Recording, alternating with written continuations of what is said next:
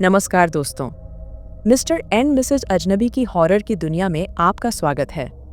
यहाँ हम आपके लिए नई नई डरावनी कहानियाँ लाते रहते हैं और अगर आपको हमारी कहानियाँ सुनना अच्छा लगता है तो चैनल सब्सक्राइब करके बेल आइकन दबा दें ताकि कोई कहानी मिस ना हो जाए।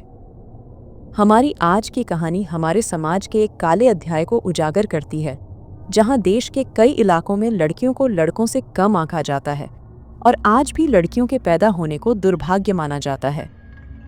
ये कहानी एक ऐसी लड़की की है जो सभी कठिनाइयों को पार कर जिंदगी में एक मुकाम हासिल करती है, लेकिन उसकी ये सफलता उसकी जान की दुश्मन बन गई।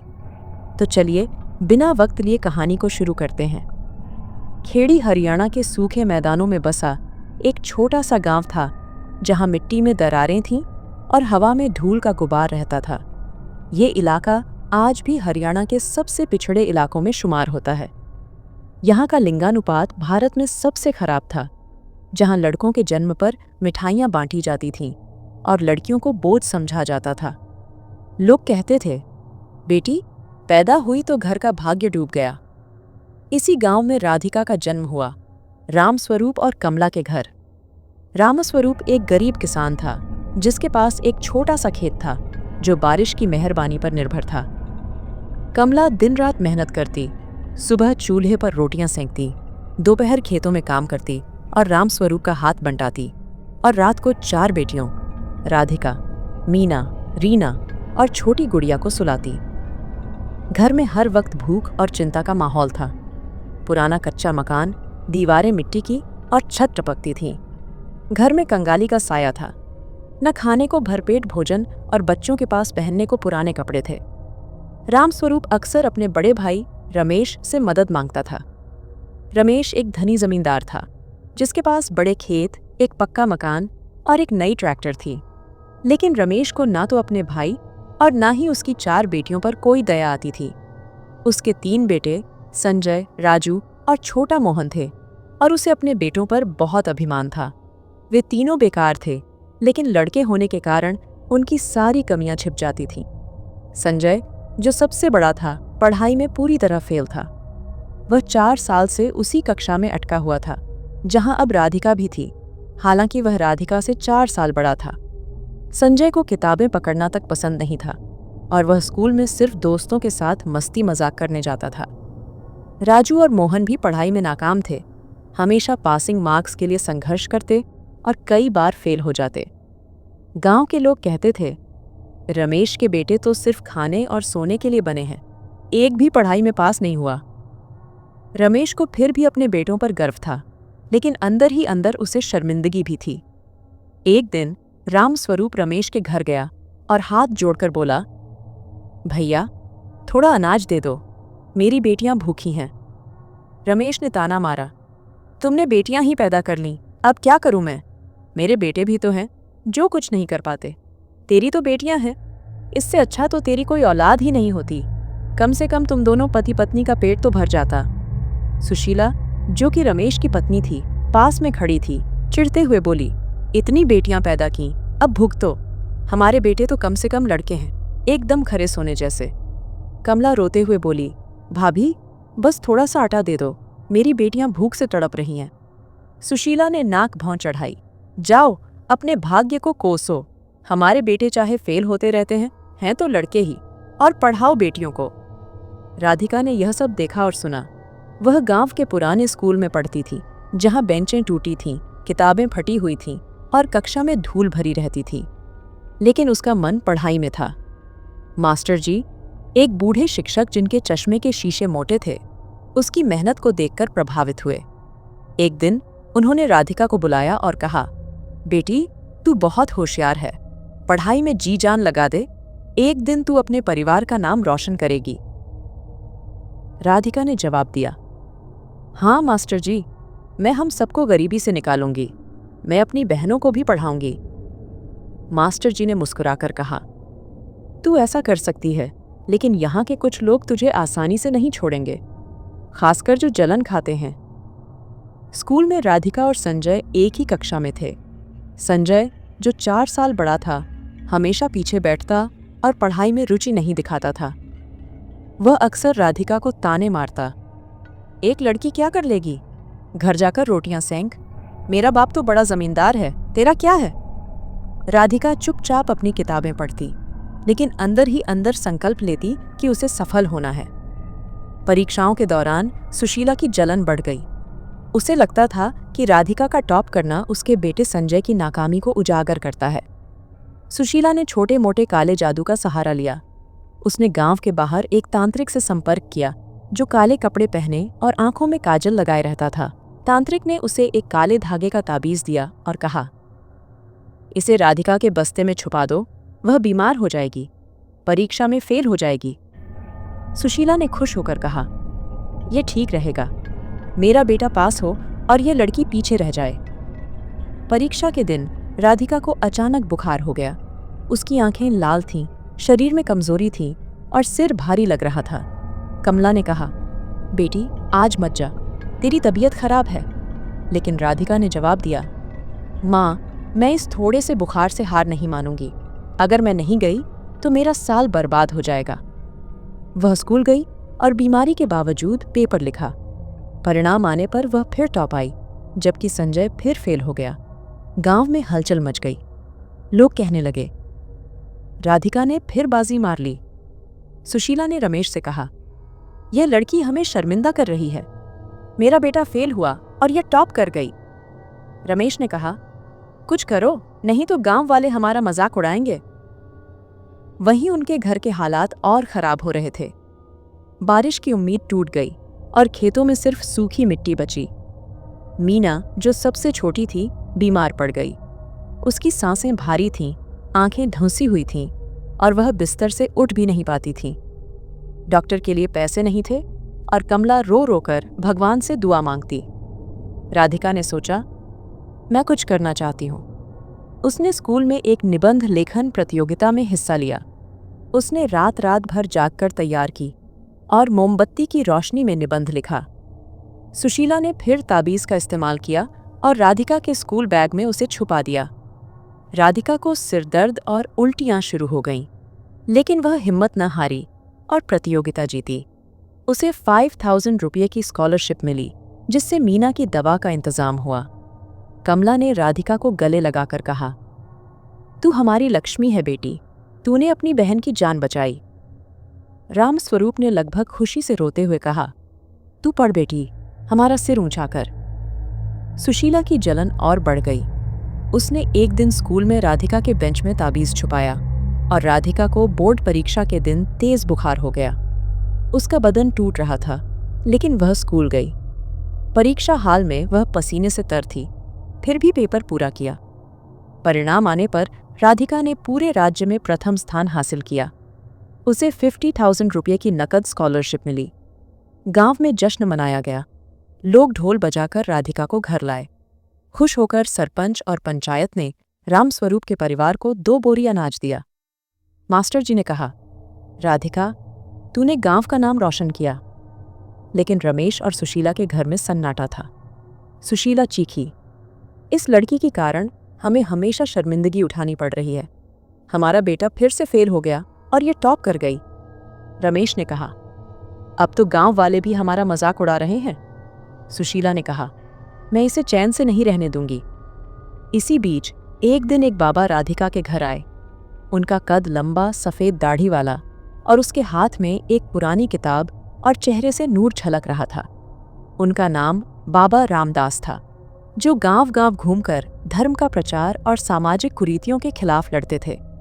कमला ने उन्हें अंदर बुलाया और चाय पिलाई। बाबा ने राधिका को देखा और बोले, यह लड़की कुछ खास है। रामस्वरूप ने पूछा, बाबा जी क्या मतलब? बाबा ने अपनी किताब खोली और राधिका की कुंडली बनाई। उन्होंने कहा, इस लड़की का भाग्य बहुत ऊंचा है।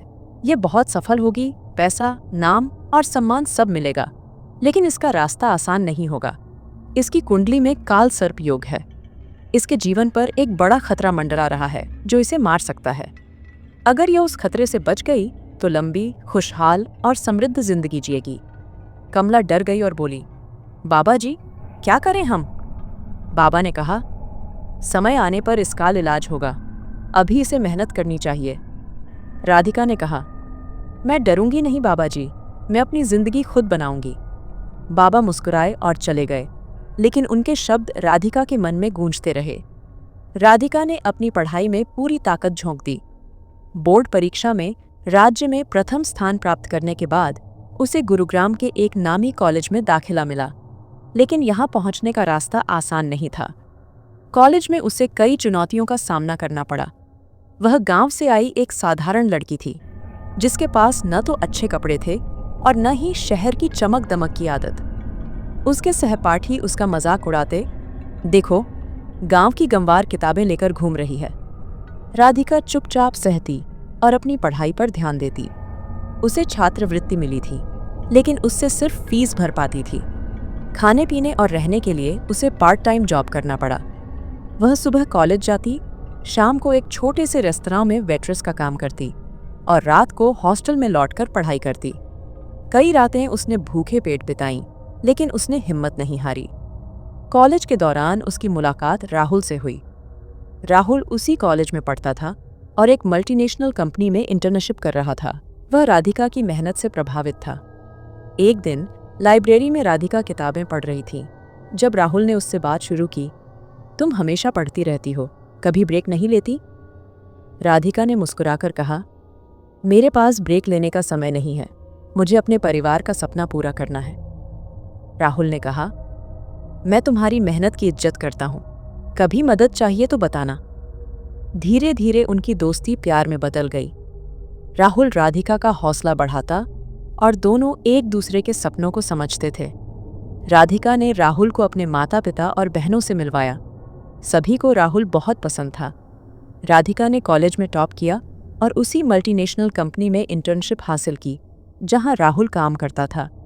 लेकिन मैनेजर की पोस्ट तक पहुंचने का रास्ता कठिन था। उसे दिन रात मेहनत करनी पड़ी। कंपनी में उसे कई बार नीचा देखा गया। एक बार एक सीनियर ने उसकी प्रेजेंटेशन को चुराकर अपना नाम दे दिया। राधिका ने हिम्मत नहीं हारी और अगले प्रोजेक्ट में इतना अच्छा प्रदर्शन किया कि बॉस ने उसे टीम लीडर बना दिया। राहुल ने उस रात उसे डिनर पर ले जाकर कहा, मुझे तुम पर गर्व है राधिका, तुमने साबित कर दिया कि मेहनत कभी बेकार नहीं जाती। राधिका ने जवाब दिया, राहुल, तुम्हारे सपोर्ट के बिना मैं यहाँ तक नहीं पहुँच पाती। कुछ महीनों बाद उसकी मेहनत रंग लाई और उसे मैनेजर की पोस्ट मिली। उसकी तनख्वाह महीने की 1.5 लाख रुपये थी, जो उसके परिवार की जिंदगी बदलने वाली थी। मैनेजर बनने के बाद राधिका पहली बार गांव लौटी। उसने एक बड़ी सफ़ेद कार किराए पर ली थी। जब वह गांव की सड़क पर अपनी कार से उतरी तो गांव वालों की आंखें फटी की फटी रह गईं। राधिका ने एक सुंदर साड़ी पहनी थी और उसके चेहरे पर आत्मविश्वास की चमक थी। गांव के लोग इकट्ठा हो गए। एक बुजुर्ग ने कहा, देखो रामस्वरूप की बेटी कितनी बड़ी अफसर बन गई। एक औरत ने कहा, यह तो हमारी बेटी है, इसने दिखा दिया कि लड़कियां कुछ भी कर सकती हैं। लोग उसकी तारीफ करते नहीं थक रहे थे। राधिका ने अपनी पहली तनख्वाह माता पिता के हाथों में रखी और कहा, माँ, बाबूजी, यह आपके लिए है। उसने अपनी बहनों के लिए नई ड्रेस, किताबें और खिलौने लाए। कमला ने रोते हुए कहा, बेटी, तूने हमें गर्व से भर दिया। रामस्वरूप ने रोते हुए कहा, मेरी बेटी ने साबित कर दिया कि मेहनत से सब कुछ हासिल हो सकता है। हमें भगवान से कभी भी कोई शिकवा नहीं था कि हमारी सिर्फ बेटियां हैं। तूने हमें सही साबित किया है बेटी।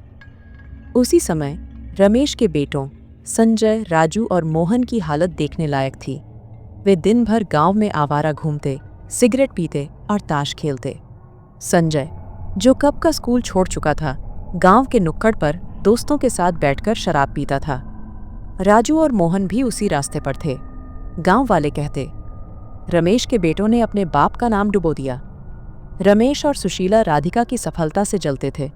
सुशीला ने रमेश से कहा, देखो, ये लड़की हमें नीचा दिखा रही है। हमारे बेटे कुछ नहीं करते और ये शहर में अफसर बन गई, बड़ी गाड़ी से चलने लगी है। रमेश ने कहा, हमें कुछ करना होगा, नहीं तो गांव वाले हमारा और मजाक उड़ाएंगे और ताने देंगे। राधिका ने अपने माता पिता से कहा, माँ, बाबूजी, मेरे साथ शहर चलो, वहाँ अच्छी जिंदगी जी सकते हैं। लेकिन रामस्वरूप ने कहा, बेटी, हम गांव छोड़कर नहीं जाएंगे, यहाँ हमारी जड़ें हैं। कमला ने कहा, हमें यहाँ अच्छा लगता है। राधिका ने कहा, ठीक है, मैं गांव में आपके लिए एक बड़ा घर बनवाऊंगी, लेकिन एक वादा करो, जब मेरी बहनें कॉलेज की उम्र की हों तो उन्हें मेरे पास शहर भेज देना। मैं उन्हें अच्छी पढ़ाई दिलवाऊंगी। रामस्वरूप ने कहा, ये वादा है बेटी। राधिका गुरुग्राम लौट गई और अपनी नौकरी में जी जान से जुट गई। राहुल और उसका रिश्ता और गहरा हो गया। वे अक्सर ऑफिस के बाद कॉफ़ी पीने जाते और राहुल उसका हौसला बढ़ाता। एक दिन राधिका ने राहुल से कहा, मुझे तुमसे बहुत सपोर्ट मिलता है। मैं अपने परिवार के लिए बड़ा घर बनाना चाहती हूँ। राहुल ने कहा, तुम ज़रूर करोगी। मैं हमेशा तुम्हारे साथ हूँ। कुछ ही महीनों में राधिका ने अपनी मेहनत से पैसे जोड़े और गांव में एक बड़ा घर बनवा दिया। यह घर रमेश के मकान से भी शानदार था। पक्की दीवारें, बिजली, पानी का कनेक्शन और एक बड़ा आंगन। गांव वाले कहने लगे, राधिका ने अपने माता पिता को राजा रानी बना दिया। लेकिन सुशीला यह बर्दाश्त नहीं कर पाई। उसकी जलन चरम पर पहुंच गई। उसने रमेश से कहा, अब बहुत हो गया। इस लड़की ने हमें गांव में बेइज्जत कर दिया। मैं इसे सबक सिखाऊंगी। रमेश ने कहा, क्या करोगी? सुशीला ने जवाब दिया, मैं उसी तांत्रिक से मिलूंगी, वह इसे ठीक कर देगा। सुशीला गांव के बाहर जंगल में रहने वाले एक तांत्रिक के पास गई। तांत्रिक ने एक डरावना अनुष्ठान किया। उसने श्मशान घाट में रात को मंत्रों का जाप शुरू किया। ओम शमशानी देवी तू जाग। हवा में सड़ी हुई गंध फैल गई और एक काले मुर्गे की बलि दी गई। जमीन से धुआं उठा और शमशानी मसानी प्रकट हुई। उसकी त्वचा झलकर काली थी, आंखों से आग की चिंगारियां निकल रही थीं और उसकी हंसी से हवा कांपने लगी। तांत्रिक ने कहा, मसानी, राधिका का पीछा कर और उसे तबाह कर दे। मसानी ने फुसफुसाया, मैं उसे राख कर दूंगी। मसानी सीधा गुरुग्राम राधिका के अपार्टमेंट में पहुंची। मसानी ने तुरंत राधिका पर कब्जा नहीं किया। उसने पहले उसे डराना शुरू किया। राधिका अपने गुरुग्राम के अपार्टमेंट में अकेली रहती थी। एक रात उसे कमरे में धुएं की गंध आई। उसने खिड़की खोली, लेकिन बाहर अंधेरा था। अचानक दीवार पर एक अधजली आकृति उभरने लगी। राधिका डर गई और चीखी, यह क्या है? वह लाइट चालू करने दौड़ी, लेकिन आकृति गायब हो गई। अगली रात उसे लगा कि कोई उसे सोते वक्त घूर रहा है। उसने आंखें खोलीं और छत पर एक काला साया लटक रहा था, जिसकी आंखें चमक रही थीं। राधिका चीखी और बिस्तर से कूद पड़ी, लेकिन साया गायब हो गया। उसने तुरंत राहुल को फ़ोन किया। राहुल, मेरे अपार्टमेंट में कुछ गड़बड़ है। मुझे जलने की गंध आ रही है और मुझे लगता है कोई मुझे देख रहा है। राहुल ने कहा, राधिका, शांत हो जाओ, मैं अभी आता हूँ। राहुल रात को ही राधिका के अपार्टमेंट पहुंचा। उसने राधिका को गले लगाया और कहा, डरो मत, शायद यह तनाव की वजह से है। तुम बहुत मेहनत करती हो। लेकिन राधिका बोली, नहीं राहुल, यह कुछ और है। मुझे अपने चारों ओर एक अजीब सा डर महसूस होता है। मसानी का खेल शुरू हो चुका था। उसने राधिका के दिमाग को भ्रम से भरना शुरू कर दिया। एक दिन राधिका ऑफिस में थी।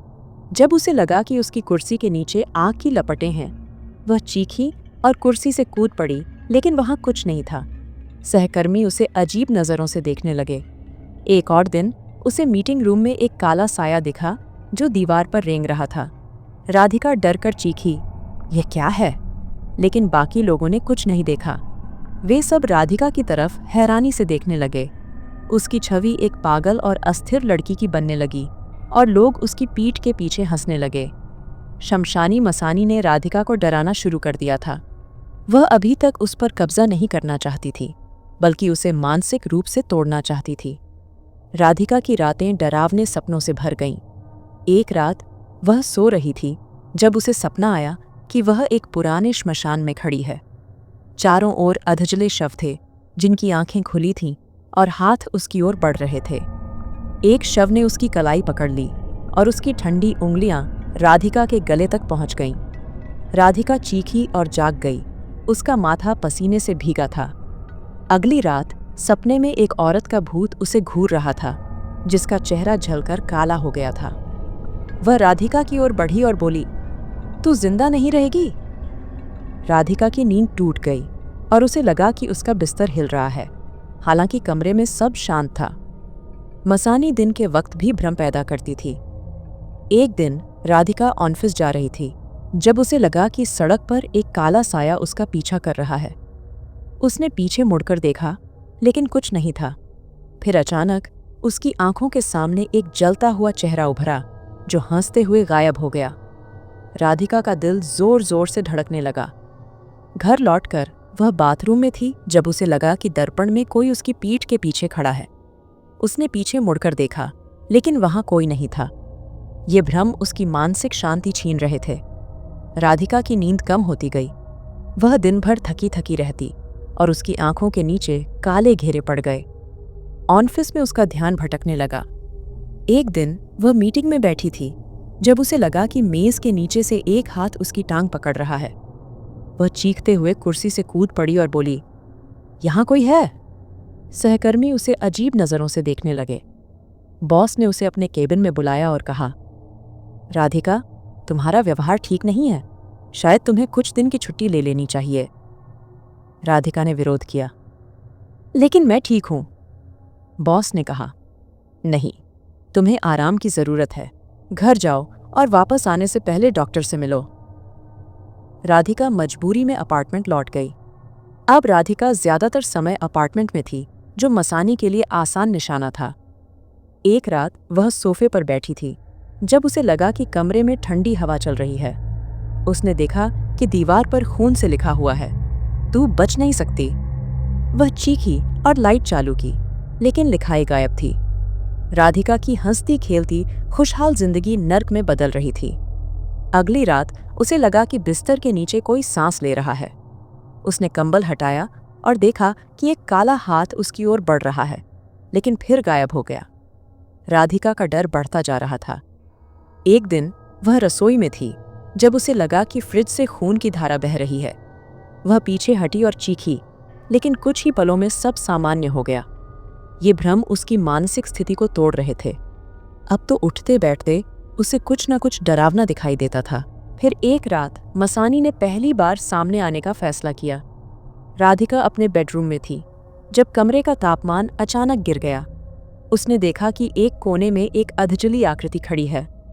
उसकी त्वचा काली और फटी हुई थी, आंखों से धुआं निकल रहा था और उसके नाखून लंबे और नुकीले थे। राधिका ने डरते हुए कहा, "कौन हो तुम?" लेकिन मसानी ने कुछ नहीं कहा। उसने सिर्फ एक भयानक हंसी हंसी और राधिका की ओर हाथ बढ़ाया। वह हंसते हुए बोली, "अब मैं तुम में हूं और तुम मुझ में।" राधिका चीखते हुए पीछे हटी और काले धुएं में बदल गई। उसकी हंसी कमरे में गूंज रही थी और धुएं ने राधिका को चारों तरफ से घेर लिया और वह धुआं राधिका में समा गया। उसका शरीर अचानक हिलने लगा। उसकी आंखें लाल हो गईं और वह चीखते हुए उठी। उसकी आवाज भारी हो गई और वह बोली, "मैं तुझे खत्म करूंगी।" फिर वह बेहोश हो गई। मसानी अब उसके अंदर थी। अगले पूरे दिन राधिका यूं ही फर्श पर बेहोश पड़ी रही। राहुल को चिंता हुई तो वह उससे मिलने आया। डोरबेल की आवाज सुनकर राधिका होश में आई और उसने दरवाजा खोला। राहुल को वहां पाकर वह रोते हुए राहुल के गले लग गई। राहुल ने उसे सांत्वना देते हुए कहा, "डरो मत, मैं अब तुम्हें छोड़कर कहीं नहीं जाऊंगा।" उसने राधिका के अपार्टमेंट में रहना शुरू कर दिया ताकि उसकी देखभाल कर सके। राधिका उसके आने से खुश थी और उसे लगा कि अब सब ठीक हो जाएगा। लेकिन उसे क्या पता था, अब बहुत देर हो चुकी थी और मसानी अब उसके शरीर पर काबू कर रही है। एक रात वे दोनों सोफे पर बैठे बातें कर रहे थे। तभी राधिका अचानक उठी और बालकनी की ओर बढ़ी। राहुल ने देखा कि उसने एक कबूतर पकड़ा जो वहां बैठा था। राधिका ने कबूतर को अपने मुंह से काट लिया और उसका खून चूसने लगी। उसकी आंखें लाल थीं और वह भयानक हंसी हंस रही थी। राहुल डर गया और चीखा, "राधिका, यह क्या कर रही हो? रुक जाओ!" राधिका ने कबूतर को फेंक दिया और राहुल पर झपट पड़ी। उसने राहुल की बांह पकड़ ली और नाखूनों से खरोंच डालने की कोशिश की। राहुल ने उसे धक्का देकर छुड़ाया और बोला, "राधिका, संभलो, यह तुम नहीं हो।" राधिका चीखी, "मुझे छोड़ो!" राहुल ने उसे काके पकड़ लिया और वो बेहोश हो गई। राहुल ने उसे उठाकर बेड पर लिटाया। राहुल समझ गया कि कुछ गंभीर गड़बड़ है और उसे समझ नहीं आ रहा था कि क्या करे। अगले दिन राधिका का व्यवहार सामान्य था। उसे बीती रात के बारे में कुछ भी याद नहीं था। राहुल चाहता था कि कुछ दिन काम से छुट्टी ले ले, लेकिन राधिका ने उसे ऑफिस जाने को कहा तो राहुल चला गया। अब वह अपने अपार्टमेंट में अकेली थी। उसका सिर कुछ भारी था तो वह बेड पर लेट गई। अचानक उसे लगा कि उसका शरीर नहीं हिल रहा। उसने देखा कि छत से एक काला रस्सी जैसा कुछ लटक रहा है जो उसकी ओर बढ़ रहा था। वह चीखने की कोशिश की, लेकिन उसकी आवाज नहीं निकली। फिर अचानक उसका शरीर हवा में उठा और दीवार से टकराया। खून उसके माथे से बहने लगा, लेकिन अगले पल वह बिस्तर पर थी, जैसे कुछ हुआ ही नहीं। उसने अपने हाथों से अपने चेहरे पर नाखूनों से गहरे निशान बनाए और हंसते हुए कहा, मैं मर जाऊंगी। शाम को जब राहुल वापस आया, उसने डोरबेल बजाई, लेकिन राधिका ने दरवाजा नहीं खोला।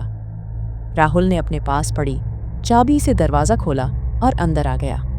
बेड में खून से सनी राधिका को देखकर उसका खून जम गया और वह कुछ बड़बड़ा रही थी। राहुल ने उसके गांव साफ कर पट्टी की। उसने तुरंत राधिका के परिवार को फोन किया और कहा, अंकल, कुछ गड़बड़ है, राधिका ठीक नहीं है, आपको आना होगा। राहुल के फोन के बाद राधिका का परिवार अगले दिन ही गुरुग्राम पहुंचा। रामस्वरूप, कमला और राधिका की बहनें मीना, रीना और गुड़िया अपार्टमेंट में दाखिल हुए। राधिका की हालत देखकर उनकी आंखें भर आईं। वह कमरे के एक कोने में बैठी थी। उसके बाल बिखरे हुए थे, आंखें लाल थीं और वह बड़बड़ा रही थी, सब जल जाएगा, सब मर जाएंगे।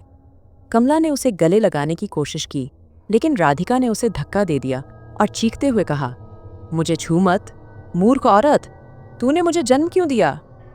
रामस्वरूप ने कहा, राधिका, ये तू नहीं बोल रही, हम तुझे ठीक करेंगे। लेकिन राधिका ने अभद्र भाषा में गालियां देना शुरू कर दिया। तुम सब बेकार हो, मैं तुम्हें मार दूंगी। उसकी आवाज भारी थी, जैसे कोई और बोल रहा हो। मीना और रीना डर कर रोने लगीं और गुड़िया मां की गोद में छुप गई। रामस्वरूप ने कहा, हमें इसे गांव ले जाना होगा, यहां यह ठीक नहीं होगी। राहुल ने कहा, मैं भी आपके साथ चलूंगा, राधिका को मेरी जरूरत है। वे राधिका को गांव ले आए। रास्ते में राधिका ने कार की खिड़की पर सिर पटकना शुरू कर दिया और चीखी, मुझे आग चाहिए, सब जल जाएगा। कमला रोते हुए बोली, मेरी बेटी को क्या हो गया? यह मेरी राधिका नहीं है। गांव पहुंचते ही राधिका की हालत और खराब हो गई। वह ज्यादातर समय मसानी के कब्जे में रहती थी। वह पागलपन भरी बातें करती, दीवारों पर अपने नाखूनों से खरोंच बनाती और हंसते हुए कहती, मैं सबको मार डालूंगी। लेकिन कुछ पल के लिए वह अपनी चेतना में वापस आती। एक बार वह कमरे में बैठी थी। जब उसकी आंखें सामान्य हुईं, उसने रोते हुए अपनी माँ से कहा, माँ, मुझे बचा लो, मेरे अंदर कुछ है, यह मुझे मार डालेगा। उसने राहुल का हाथ पकड़ा और बोली, राहुल, मुझे बचाओ, मैं यह सब नहीं करना चाहती। लेकिन कुछ ही पलों में मसानी ने फिर कब्जा कर लिया और वह चीखने लगी, मुझे मांस चाहिए। घर वाले सकते में थे। राधिका पहले शाकाहारी थी, लेकिन अब वह मांस की मांग करने लगी। एक दिन उसने आंगन में एक मुर्गी पकड़ ली और उसे जिंदा काट लिया। उसने उसका खून चूसना शुरू कर दिया और उसकी हंसी से पूरा घर कांप गया। रीना चीखी, दीदी, यह क्या कर रही हो? राधिका ने उसकी ओर देखा और बोली, तू अगली है, तेरा खून तो इस मुर्गी से भी मीठा होगा। वह रीना की ओर दौड़ी, लेकिन रामस्वरूप ने उसे पकड़ लिया। एक और दिन उसने घर के बाहर एक चूहा पकड़ा और उसे जिंदा खा लिया। उसका मुंह खून से सना था और वह हंसते हुए अपनी बहनों को डराने लगी। मीना और रीना डर कर कमरे में छुप गईं। एक रात राधिका ने गुड़िया को पकड़ लिया और उसकी बाह पर दांत गड़ा दिए। गुड़िया चीखी और कमला ने उसे छुड़ाया। राधिका ने दीवार पर रेंगना शुरू कर दिया और चीखी, मुझे और खून चाहिए। परिवार डर गया। रामस्वरूप ने कहा, हमें इसे कमरे में बंद करना होगा, ये हम सबको चोट पहुंचाएगी। उन्होंने राधिका को एक कमरे में बंद कर दिया। वह दरवाजा पीटती और चीखती, मुझे बाहर निकालो, मैं तुम्हें जलाकर राख कर दूंगी। कमला रोते हुए बोली, ये मेरी बेटी नहीं है, इसे क्या हो गया? रामस्वरूप ने कहा, हमें पंडित को बुलाना होगा। गांव के पंडित हरिनाथ को बुलाया गया।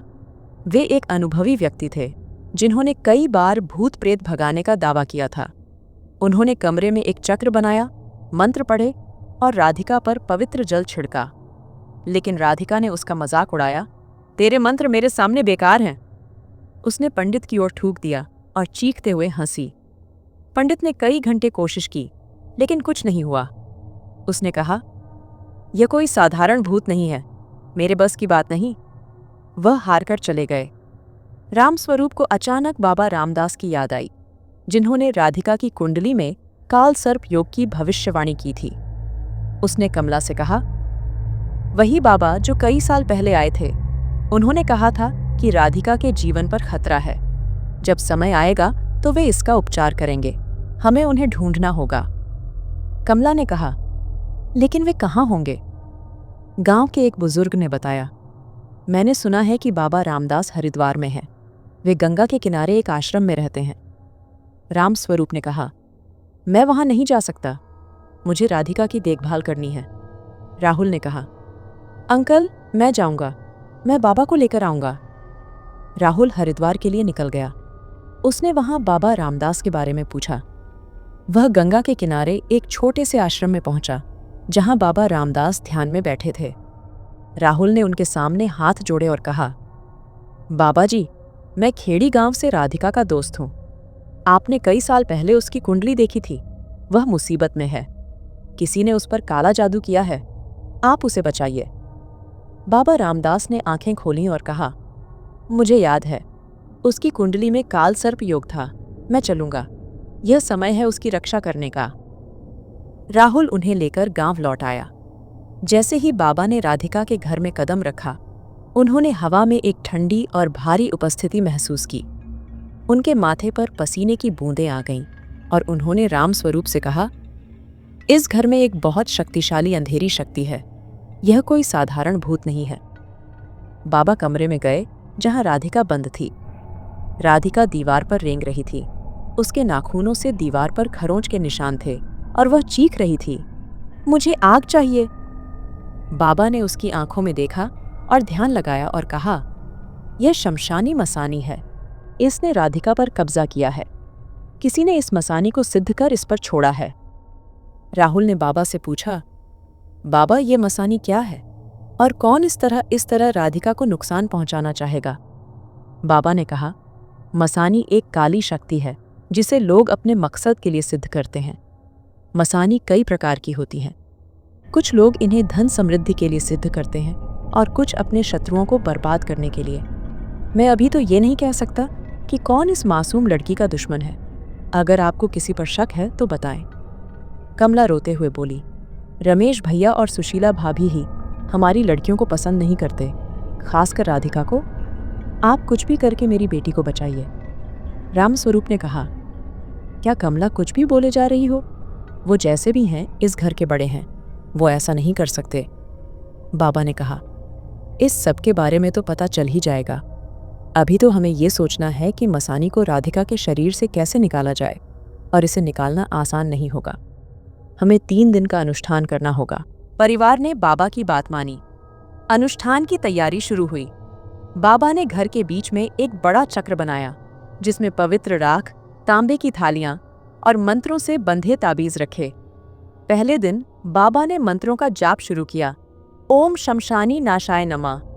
राधिका की हालत बिगड़ने लगी। वह और हिंसक हो गई। उसने अपने नाखूनों से अपनी बाह पर गहरे निशान बनाए और खून बहने लगा। वह चीखी, मुझे मांस दो, मुझे शराब दो। बाबा ने परिवार से कहा, इसे शांत रखने के लिए उसकी मांग पूरी करो। अगर वह हिंसक हुई तो हम अनुष्ठान पूरा नहीं कर पाएंगे। रामस्वरूप ने मांस और शराब का इंतजाम किया। राधिका ने मांस को कच्चा खाया और शराब की 2 बोतलों को एक एक घूंट में पी लिया। उसकी हंसी भयानक थी और उसकी आंखें चमक रही थीं। दूसरे दिन राधिका की हरकतें और डरावनी हो गईं। वह कमरे में बंद थी, लेकिन उसने दरवाजे को इतनी जोर से पीटा कि लकड़ी टूटने लगी। उसने अपनी जीभ से दीवार पर खून से लिखा, सब मर जाएंगे। एक बार वह अचानक हवा में उछल गई और छत से टकराई। उसका माथा फट गया और खून टपकने लगा। कमला रोते हुए बोली, बाबा जी, मेरी बेटी को बचा लो। राधिका ने अपनी माँ की ओर देखा और हंसते हुए कहा, तेरी बेटी मर चुकी है। उसने अपने बाल नोच लिए और उसके चेहरे पर एक डरावना भाव था। राहुल ने उसे पकड़ने की कोशिश की, लेकिन राधिका ने उसे धक्का दे दिया और चीखी, मुझे छूने की हिम्मत मत कर। उसकी ताकत इतनी बढ़ गई थी कि 2 लोग मिलकर भी उसे नहीं रोक पा रहे थे। किसी तरह पूरे परिवार और बाबा ने उसे पकड़ा और रस्सियों से बांध दिया। तीसरे दिन बाबा ने गांव के सरपंच, कुछ प्रभावशाली लोगों और रमेश व सुशीला को बुलाया। उन्होंने कहा, आज मसानी का अंत होगा, लेकिन इसके लिए सबको साक्षी बनना होगा। अनुष्ठान शुरू हुआ। बाबा ने तेज मंत्र जाप शुरू किया और हवा में सड़ी हुई गंध फैल गई। मसानी का भयानक रूप प्रकट हुआ। उसकी त्वचा झलकर काली थी, आंखों से आग की चिंगारियां निकल रही थीं और उसके नाखून लंबे और नुकीले थे। उसने चीखते हुए कहा, राधिका मेरी है, मैं उसे नहीं छोड़ूंगी। बाबा ने जवाब दिया, तेरी शक्ति यहां नहीं चलेगी, छोड़ दे इस बेचारी लड़की को। मसानी के भयानक अट्टहास से डरे पंछी हवा में उड़ गए और उसने भारी आवाज में कहा, कभी नहीं, ये मेरी है और मैं इसे अपने साथ ले जाऊंगी। बाबा ने मंत्रोच्चार जारी रखा और कुछ भभूत राधिका पर फेंकी और फिर बोले, बोल, तुझे किसने भेजा है? नहीं तो मैं तुझे बोतल में कैद कर अथाह समुंदर की गहराइयों में दफन कर दूंगा। मसानी अब कमजोर पड़ रही थी और उसने राधिका की आवाज में बोलते हुए कहा, सुशीला ने मुझे बुलाया था। उसने तांत्रिक के साथ मिलकर यह साजिश रची।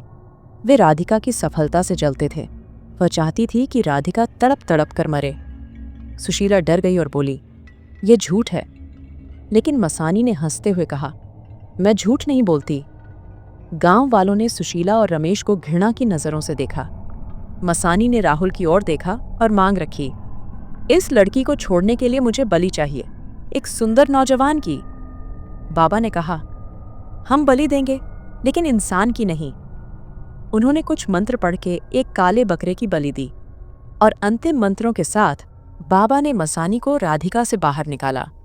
राधिका के शरीर से काला धुआं निकला और वह चीखते हुए बेहोश हो गई। मसानी ने आखिरी बार चीखा और गायब हो गई। बाबा ने उसकी राख को श्मशान में दफनाया और कहा, राधिका अब सुरक्षित है और मसानी अब कभी नहीं लौटेगी। राधिका की आंखें खुलीं। वह कमजोर थी, लेकिन उसकी चेतना वापस आ गई। कमला ने उसे गले लगाया और रोते हुए कहा, मेरी बेटी, तू ठीक हो गई। राहुल ने उसका हाथ थामा और बोला, राधिका, तुमने हिम्मत नहीं हारी। राधिका ने कहा, मुझे सब याद है। मैंने जो किया वह मैं नहीं थी। मैंने बहुत डरावने सपने देखे। गांव वालों ने रमेश और सुशीला का सामाजिक बहिष्कार कर दिया। उनके बेटों की बुरी आदतों और सुशीला की साजिश की वजह से उनका व्यवसाय चौपट हो गया। उनकी जमीन बिक गई और वे गांव छोड़कर चले गए। सुशीला की मानसिक हालत बिगड़ गई और वह दिन रात बड़बड़ाने लगी। रमेश के बेटों को कोई काम नहीं मिला और वे दर दर भटकने लगे। राधिका धीरे धीरे ठीक हुई। वह गुरुग्राम लौटी और अपनी पुरानी नौकरी में वापस आई। राहुल ने उसका पूरा साथ दिया। राधिका ने न केवल अपने परिवार के लिए बल्कि गांव के कल्याण के लिए भी काम किया। उसने खेड़ी में लड़कियों के लिए एक स्कूल खोला जहां मुफ्त शिक्षा दी जाती थी। उसने गांव में पानी की व्यवस्था के लिए एक बड़ा कुआं बनवाया और गरीब बच्चों को स्कॉलरशिप दी। गांव वाले कहने लगे, राधिका हमारी बेटी है। इसने गांव का नाम रोशन किया। उसका परिवार उस पर गर्व करता था और राधिका ने एक खुशहाल और समृद्ध जिंदगी जीना शुरू किया, जैसा बाबा रामदास ने भविष्यवाणी की थी। तो दोस्तों, ये थी हमारी आज की कहानी। आपको कहानी कैसी लगी कमेंट सेक्शन में अपने विचार हमारे साथ शेयर करें। इसी के साथ हम ये कहना चाहेंगे कि लड़का हो या लड़की, दोनों भगवान का एक अनमोल उपहार हैं। सरकार के प्रयासों से और लोगों में बढ़ती जागरूकता के कारण अब ये कुरीति कुछ कम हुई है। फिर भी देश के कई इलाकों में लड़कियों को अभी भी एक अभिशाप के रूप में देखा जाता है। तो इसके लिए हमें एक समाज के रूप में इसके लिए लड़ना होगा। अब हमारी आपसे विनती है कि अगर आपको हमारी कहानियां पसंद आती हैं तो आप लाइक, शेयर और कमेंट करें। और जिन दोस्तों ने अभी तक चैनल को सब्सक्राइब नहीं किया, वे कृपया चैनल को सब्सक्राइब कर हमारा उत्साह बढ़ाएं। और अब हम इस वादे के साथ आपसे विदा लेते हैं कि जल्द ही एक नई कहानी के साथ वापस आएंगे। तब तक आप अपना और अपनों का ध्यान रखें और खुश रहें।